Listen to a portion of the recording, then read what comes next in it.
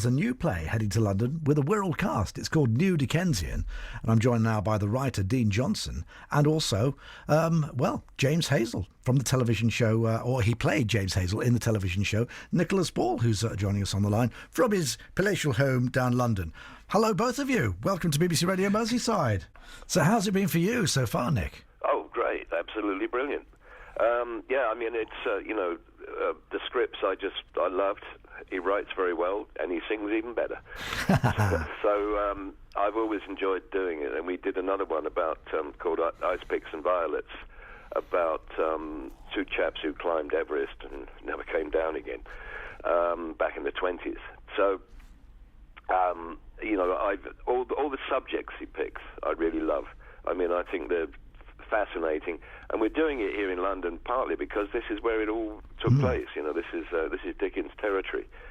So, maybe he waltzed up and down Jermyn Street. I'm sure he did, which is where we're doing it, where the theatre is. So I'm really looking forward to doing it, and I'm very keen on it. No one is useless in this world who lightens the burdens of another. Charles Dickens. Disabled people can get better. Esther McVeigh, former Parliamentary Under-Secretary of State for Disabled People.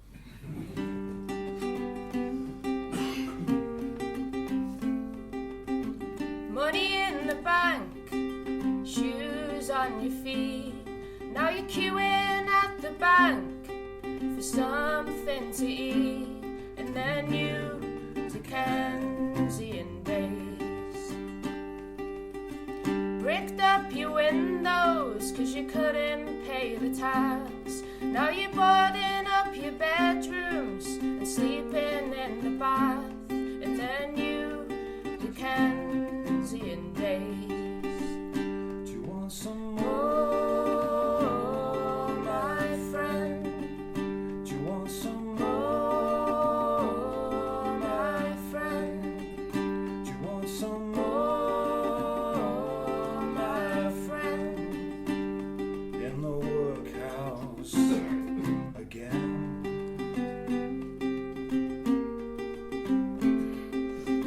The last bus has left at the end of the night. You're walking home in the dark 'cause there isn't any light in the new Dickensian days. Old woman shivering, wrapped in a plastic bag. She puts some food in the bowl and she feeds it to the cat in the new Dickensian days. Do you want some more, my friend? Do you want some more, my friend? Do you want some more, my friend? In the workhouse again.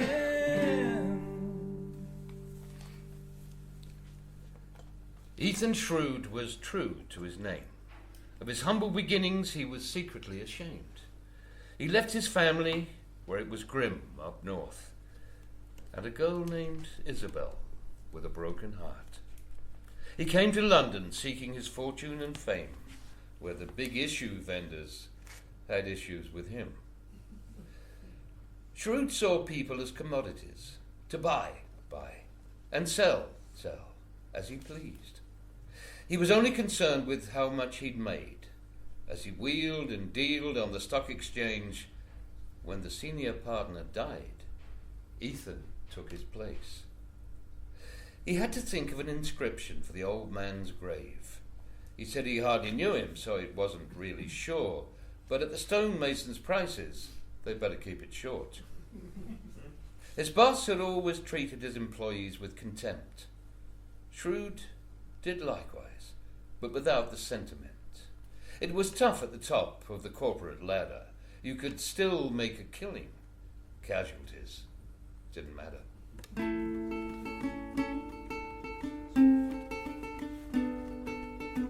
This is the story of Ethan Shrewd.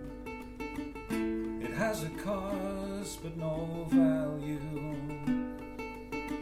He lived his life to only one end, and to that end his life did descend. Poor Rob Cadgett was Shrood's associate. He was treated like a servant, but he put up with it. For his lowly position there was no sympathy. Rob was a single parent with a daughter, Emily. His wife died giving birth to the baby that took her name. With the loss of his spouse and childcare to pay, Cadgett always struggled from day to day. If I was in your position, I would think I would kill myself, Shrood would sneer as he tightened his belt.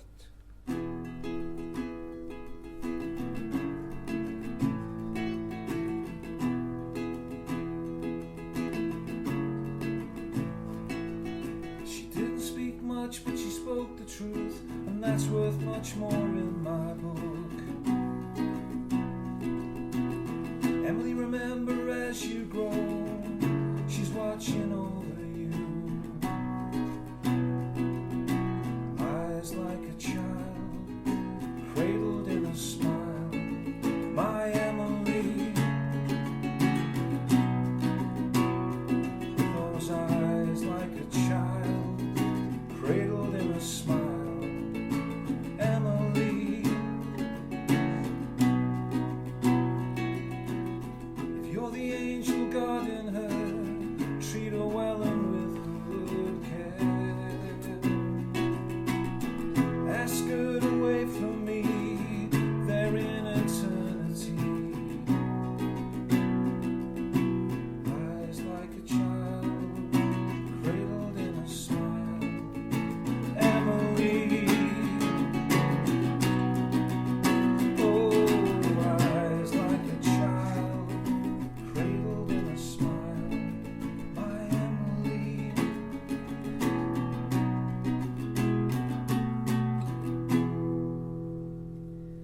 Emily Cadgett was shy and withdrawn.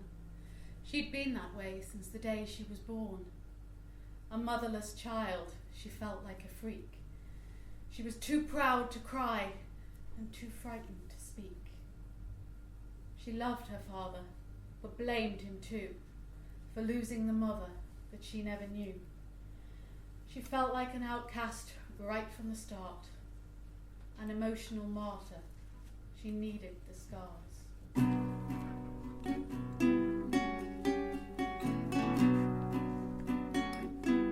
You can see she's crushed, she's damaged goods, rocking back and forth. She's seen too much, and there's no escape, no therapy, no answer that she can see. It's written in her arms, self-harm. It's written in her arms, self-harm.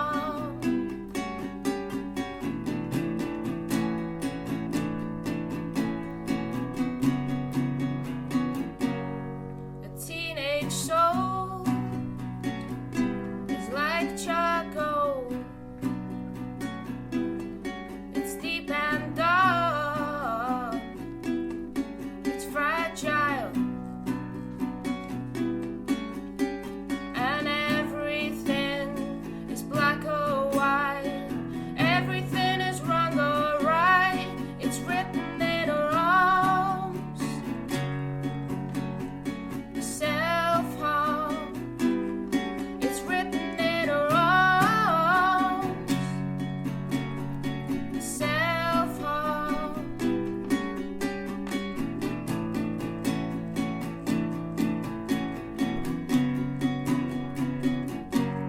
She's self-absorbed in the psyche war.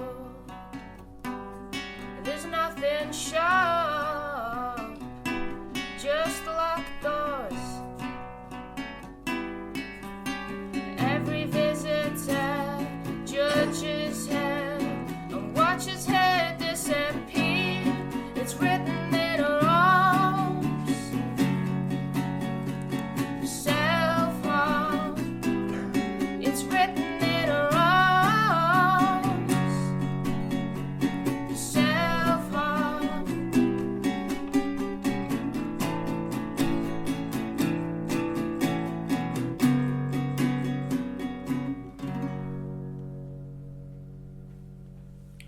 It was as if everything Shrewd did lacked decorum, the consequence of which did not concern him.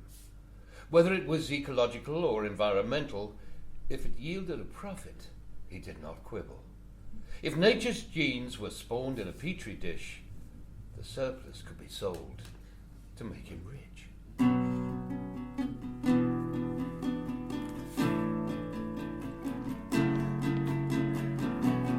Monosodium days, take away the takeaway, fresh produce dying on the vine, Frankenstein foods breaking out of the laboratory at the genome factory. Why do we rape the world we live in? While profit reigns supreme, poison the purity of nature to increase the profit stream. Monosodium days, take away the takeaway, fresh produce dying on the vine, Frankenstein foods breaking out of the laboratory at the genome factory.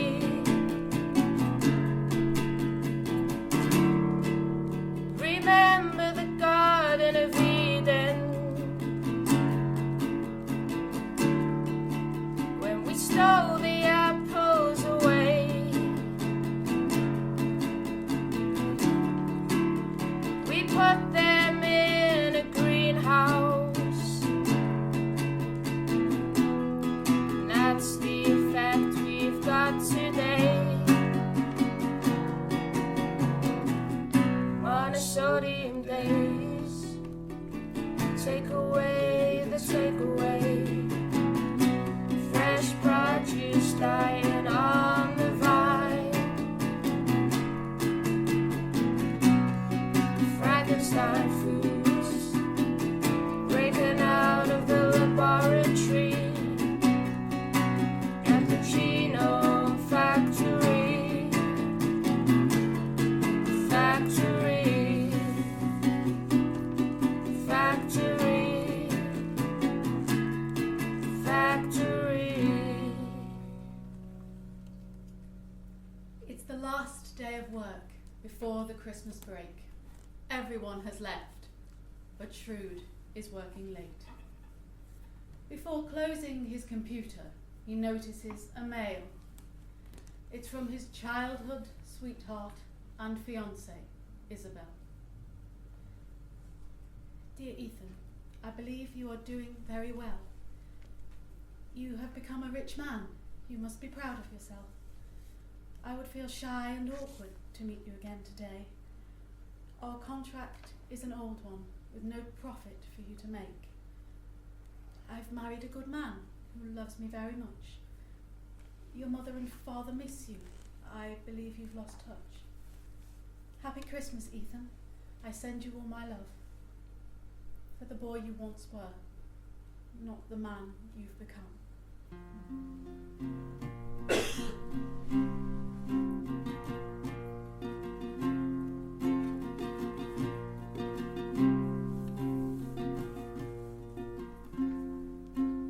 Out of the blue, out of control.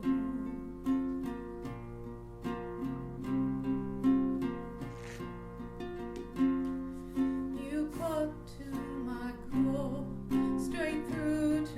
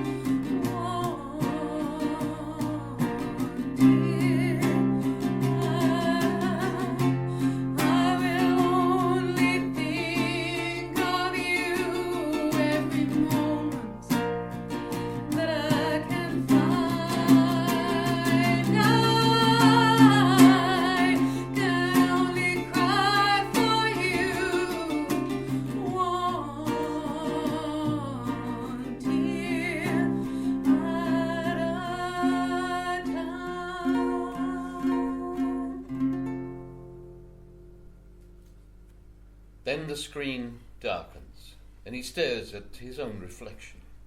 There is a look in his eyes of sad recollection. Shrewd deletes the message and feels something on his fingertips. Just coffee or water, spilt while he was reading? Bah, whatever. Collecting his thoughts, he is startled by the sight of figures outside his office, with spray paint in their hands. Anti-capitalist protesters have scaled the building's sides, menacing silhouettes caught in a helicopter's eyes. In dark hoods and masks, they seem like phantoms in the air. As Ethan called security, they daub his window with 2 words. Within, written in reverse, he cannot seem to make them out. He runs, terrified, from his office. No one is about. On the ground he finds the police have arrived with guns. Won't they come down, he asks, and forgo their demands? Some would rather die than do that, sir, and face incarceration.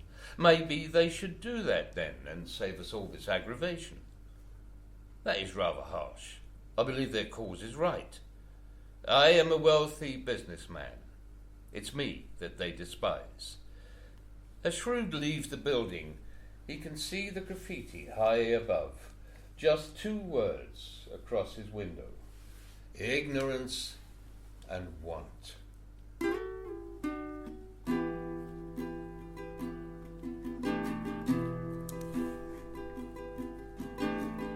Are there no prisons, no workhouses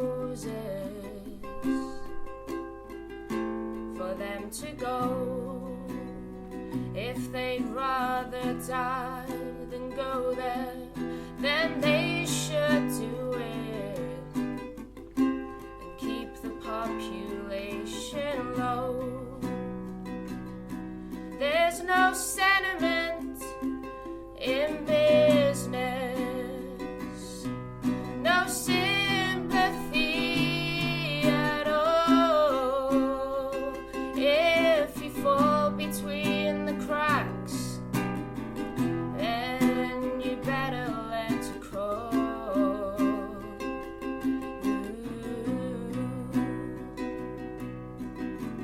Are there no prisons, no workhouses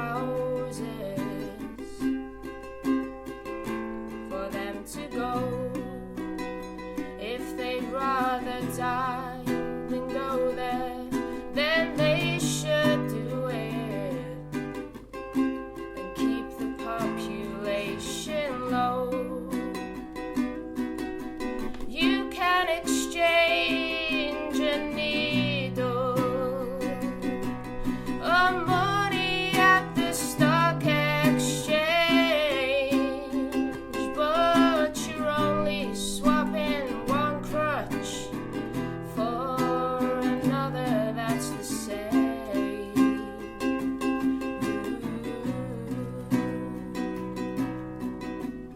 Are there no prisons, no workhouses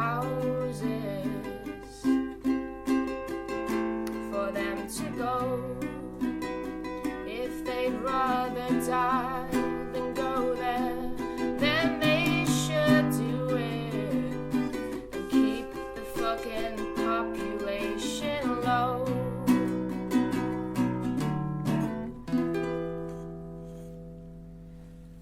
In the commotion of the evening, it had quite slipped Ethan's mind.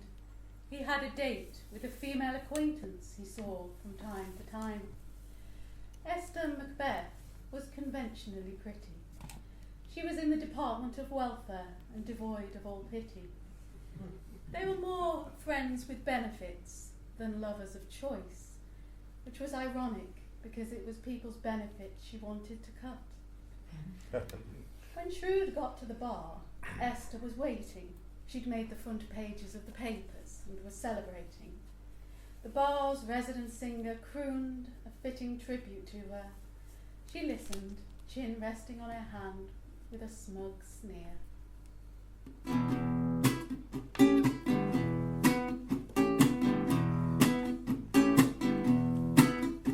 Hey baby, why don't you change your evil ways? Pretty baby, why don't you put the axe away? You might have to use it on yourself one of these days. Baby, I like that dress that you wear. My baby, I've seen it on someone else somewhere. That greengrocer's daughter, you know you remind me so much of her. Now baby, how many bedrooms have you got? Tell me baby, why do you always keep them locked? Are they full of disabled people whose benefits you stop? Well, my baby, why don't you change your evil ways? I'm begging you, baby, please put that axe away. You know you might have to use it on yourself one of these days. There was a selection of festive cocktails to pick from. They chose the Christmas cracker, 3 spirits for the price of 1. The drinks were potent, and they soon took their toll. Shrewd is constantly harassed as he staggers home. Can you spare some change for Christmas, Governor? I don't do it myself, so I'm definitely not doing yours, Shrewd boasts. But, Governor, we're the ones who need Christmas most.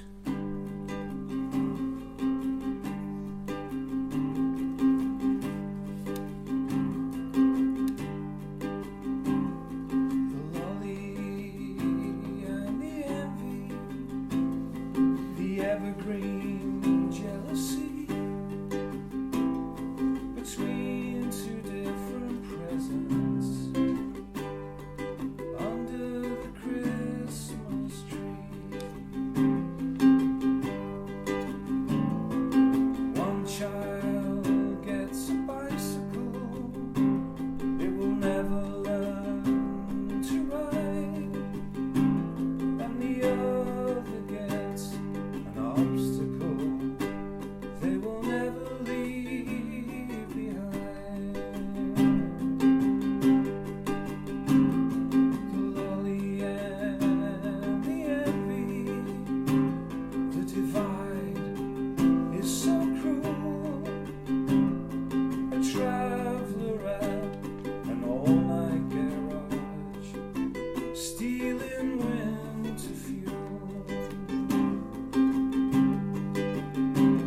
Now the envy burns a hatred that grows into contempt, like Jesus knocking over tables at a church hall event.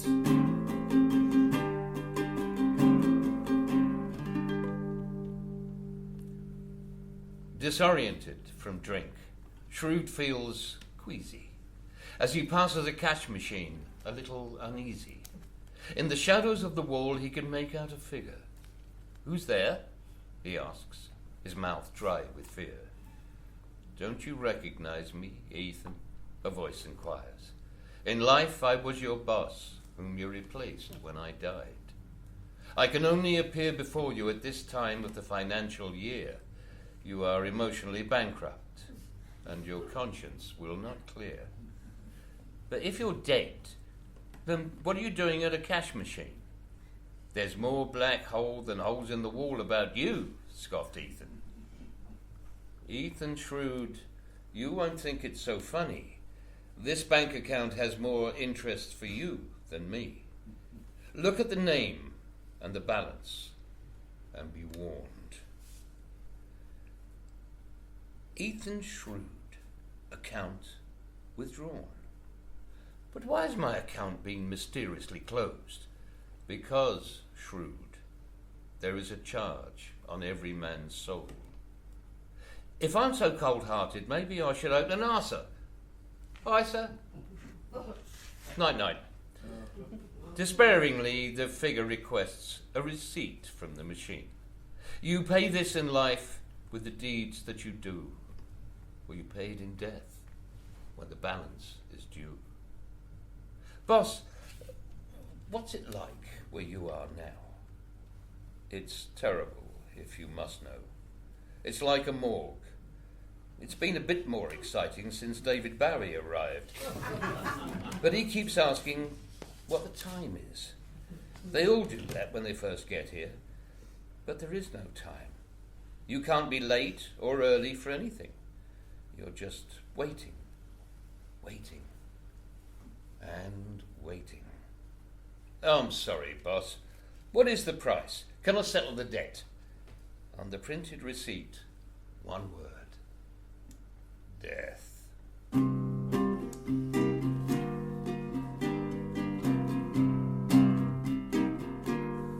We're closing the door.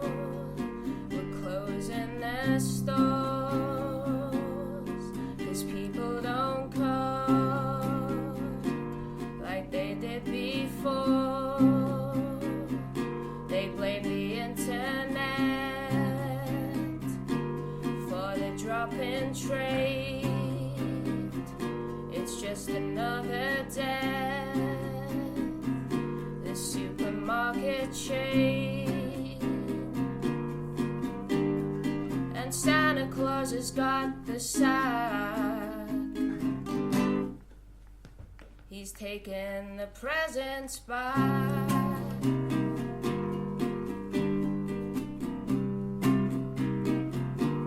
Bargain booze is cheap. You can't stand on your feet. It's New Year's Eve. Every night of the week. Handcuffed in the back of a van. Arrest your merry gentlemen.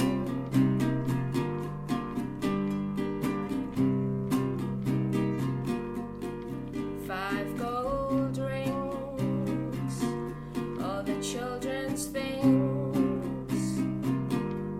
The cash converter converts everything. There's no room at the hostel or inn, but I'm sure that they can squeeze you in.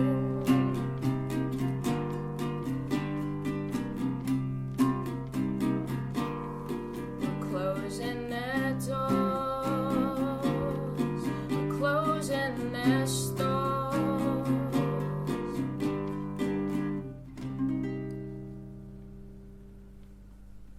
Shrewd's dreams that night were full of nightmarish visions, of vaudeville acts and Victorian villains. The office blocks were empty and burnt-out shells. Torn banknotes littered the scene of something terrible. He saw a guillotine where the blade was a huge credit card. The executioner was beckoning someone to come forward. No! No!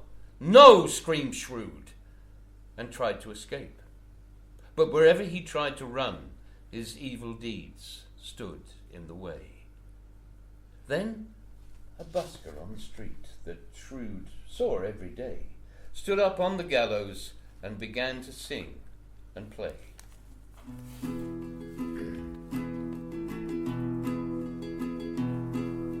If you've got lots of cash, you can put it in the bank. You can keep it in a drawer or hide it in your drawers.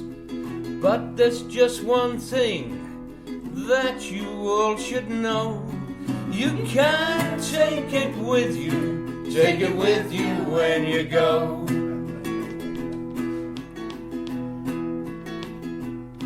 If you've got loads of cash, you can put it under the bed or stuff it in the pillow where you lay your head. but you might as well buy a boat or a yacht, 'cause you can't take it with you, take it with you when you go. Ethan shrewd, smiling in his grave, thinking of all the money that he is gonna save. There's no pockets in the shroud that he now wears as a coat, 'cause you can't take it with you, take it with you when you go. No, can't take it with you, take it with you when you go. Following the encounter, Shrewd was never the same. He took his eye off the ball, and he couldn't play the game. Spending hours locked away, alone in his apartment, he didn't answer calls or turn up for appointments. Finding a tiny room far from a fashionable address, his life unravelled as he became more and more depressed.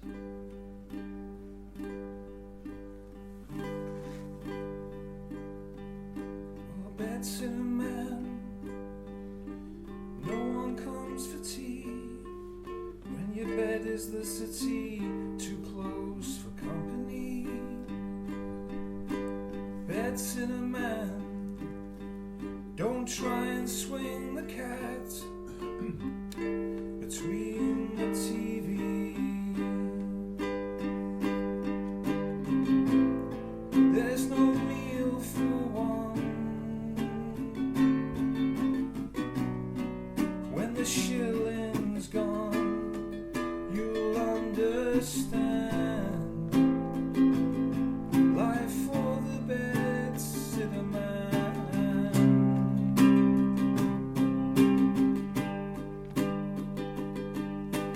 Bedsitter man, lord of all he surveys, the sink and the washing line, their feng shui.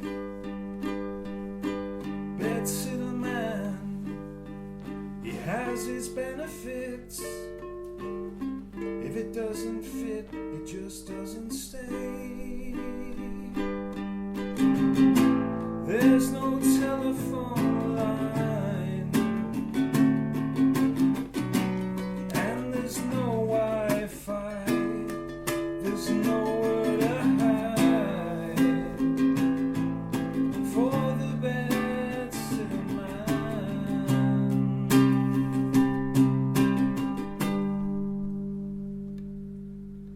Emily Cadgett was growing up, but still felt out of time. She always thought she'd been conceived on a production line. Without a mother's love, she felt she was missing out on something that others had, or that they took for granted. Her father was dismayed because deep down he knew the only way he could fill the void was to tear himself in two.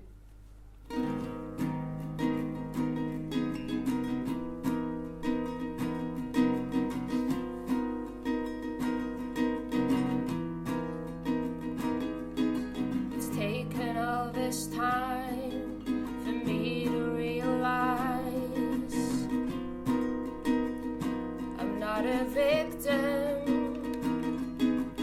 All the emptiness thrown out from the nest when I was just a baby.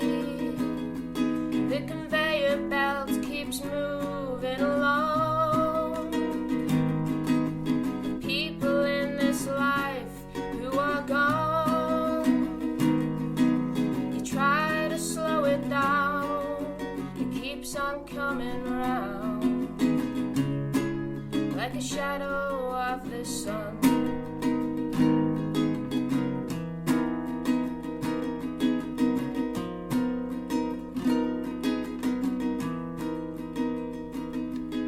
When love is eclipsed, everything is hid, but everyone's hiding something. The pain stands in the way of things we need to say. The The conveyor belt keeps moving along. People in this life who are gone. You try to slow it down, it just keeps coming round. Like a shadow of the sun. Like a shadow of the sun. Shrewd had once rushed to work, to the altar of his greed. Now he took the longer way and walked at half speed. He began to notice things he had never seen before, like the homeless in the doorways and beggars on the floor. Ethan had never spared the time for the city and all its life, but most of all, it was the people to which he had been blind.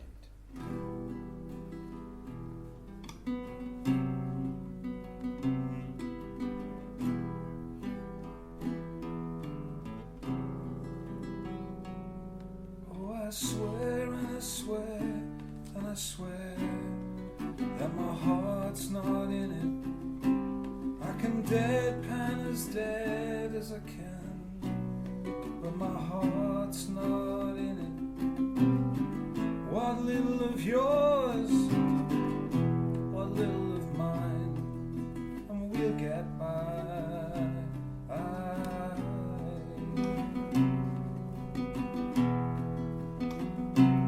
Oh, like jailbirds locked in a cell, we go well together, like a marriage arranged in hell. Yeah, we go well together. Cruel poverty is the tie that binds, we'll get by.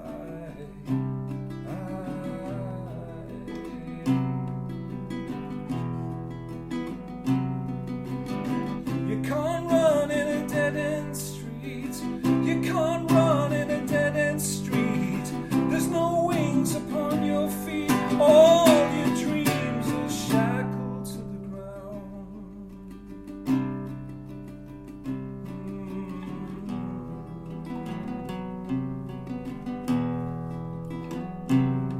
Oh, this couldn't be love. No, it couldn't be love. And there's nothing you can gain that can't be lost. If you're blind or if you're lame, we'll get by.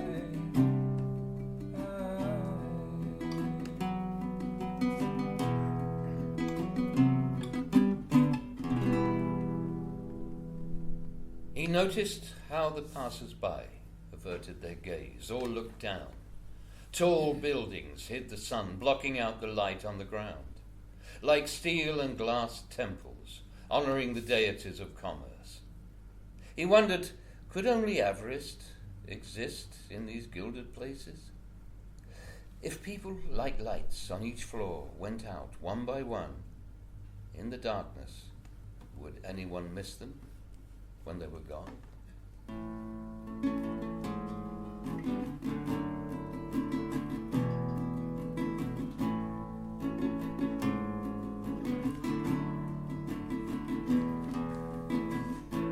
I wish the clock had stopped. I wish you'd been sick and called your meeting off. I wish we'd seen things through when we were young, the things we planned to do. You were my tower of strength, the tower of strength. And when the towers fell, there was nothing left.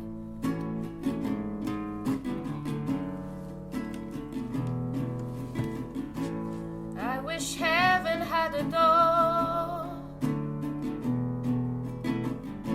that I could open and see your face once more.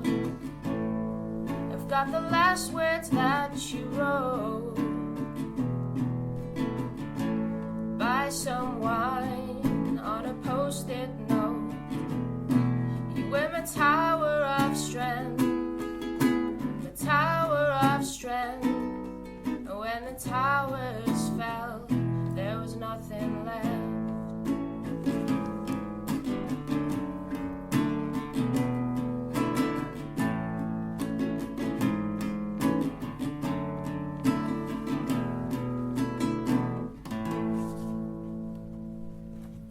Even the doorman at his building noticed the change in him. He struck a pathetic figure, now a shadow of who he'd been. Rob Cadgett knew that Shrewd's days were numbered, but he took no pleasure in his decline and misfortune. They'd recently had a conversation that was sadly prophetic. As if by an altered course, Shrewd could change things for the better. Cadgett, do you think you could do my job if I died? Because they would never give it to you while I'm alive. That night, in the lift, on each floor as it descended, Shrewd was joined by colleagues that in the past he had offended.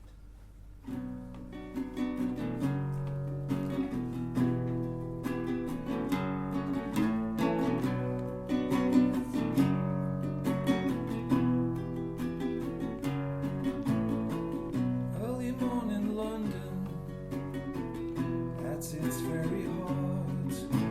Traders trading places with the dustman's cart. He had been ruthless, more ruthless than all the rest.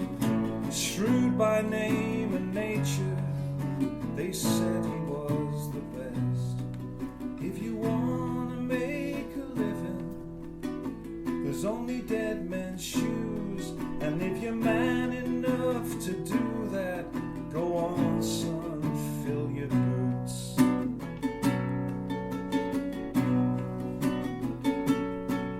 In the financial district, he was head of some cartel. It wasn't the state of Denmark, but something was rotten, you could tell. Many of his minions, the ones that used to make the tea, he sacked them at Christmas at the office party.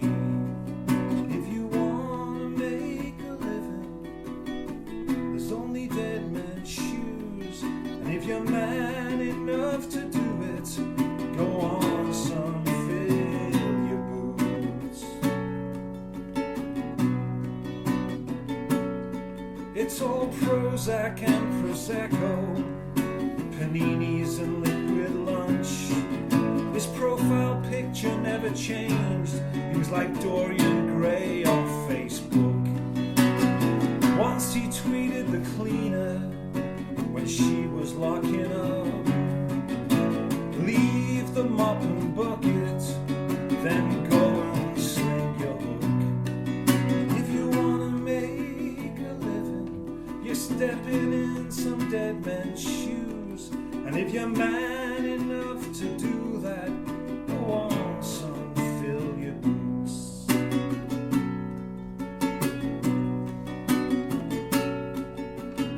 You could see it coming. He was bound to make a slip. There'd been some projections, and he missed the target.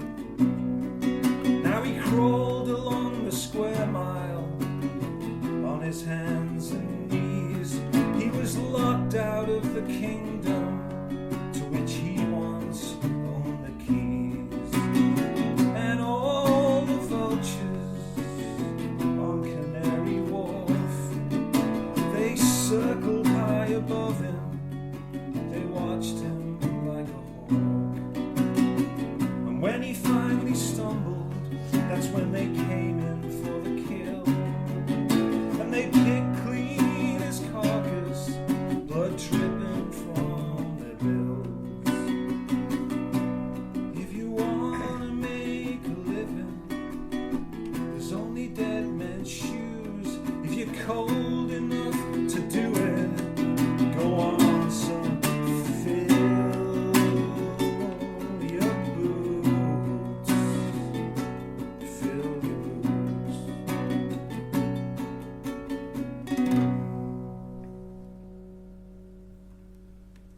The sound of Bow Bells at midnight near the Thames.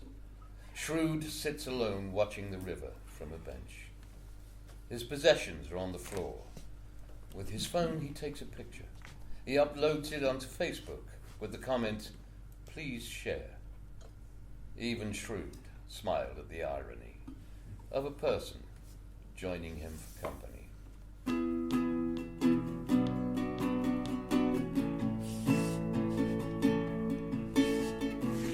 We don't know what the day's gonna bring tomorrow. We don't know what the morning's gonna find. Sometimes it's so sad, but sometimes it's not too bad. But things work out fine from time to time. From time to time. Time to time. From time to time. From time to time. Why don't you pick up your bits and pieces? Why don't you throw those things away?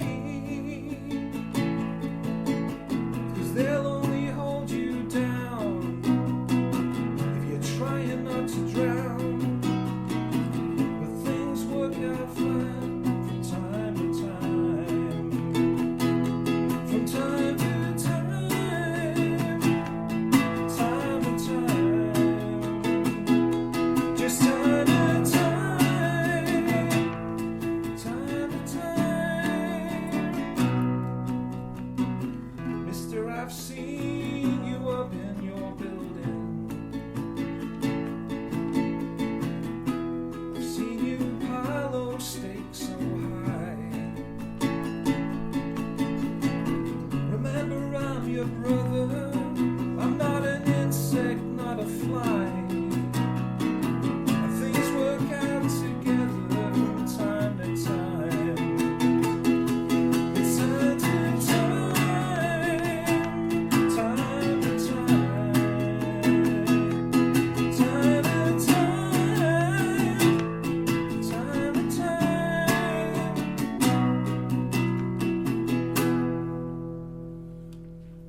The next morning at the office, there is no sign of him. Rob Cadgett calls the police and they start searching. All afternoon, Cadgett stares at Shrewd's empty desk. His phone and wallet are found, but never anything else.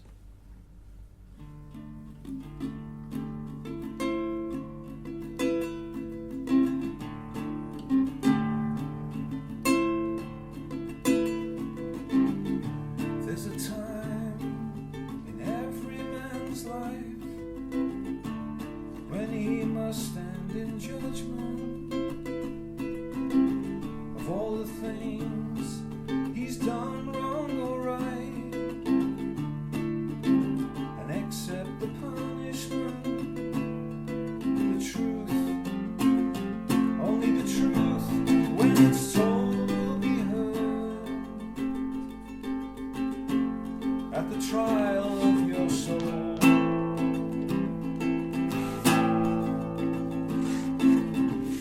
Ethan Shrewd was guilty of all the offenses that were shown. A judge in a wig and a gown ordered take him down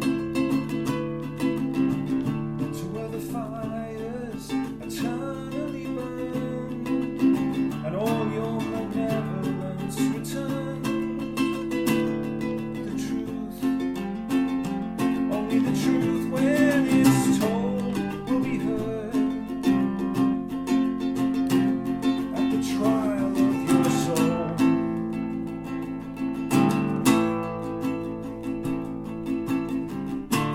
Are there no prisons, no workhouses for these people to go? If they'd rather die than go there,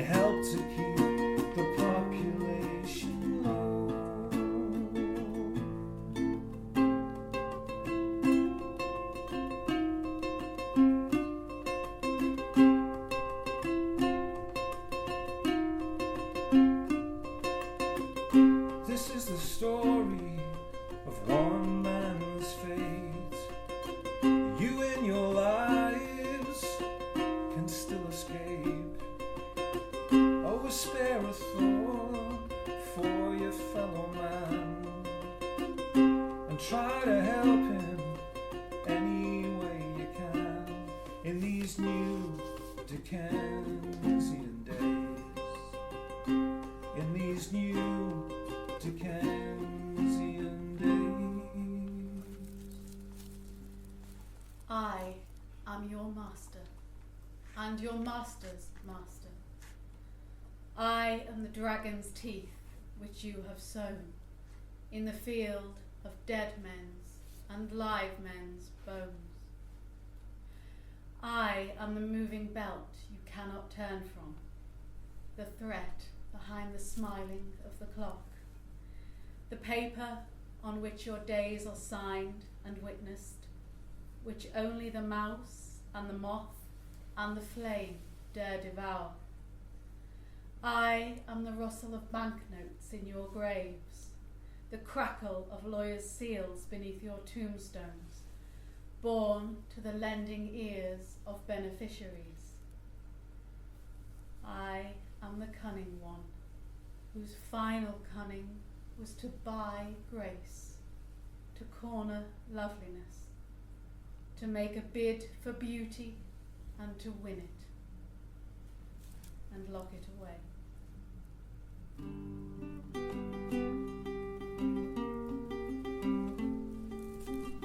Money in the bank, shoes on your feet. Now you're queuing at the bank for something to eat in the new Dickensian days. Bricked up your windows 'cause you couldn't pay the tax. Now you're boarding up your bedrooms and sleeping in the bath in the new Dickensian days. Do you want some more, my friend? Do you want some more, my friend? Do you want some more, my friend? In the workhouse again.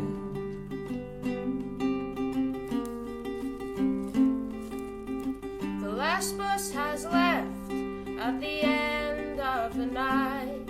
You're walking home in the dark 'cause there isn't any light in the new Dickensian days. Old woman shivering, wrapped in a plastic bag. She puts some food in the bowl and she feeds it to the cat in the new Dickensian days. Do you want some more?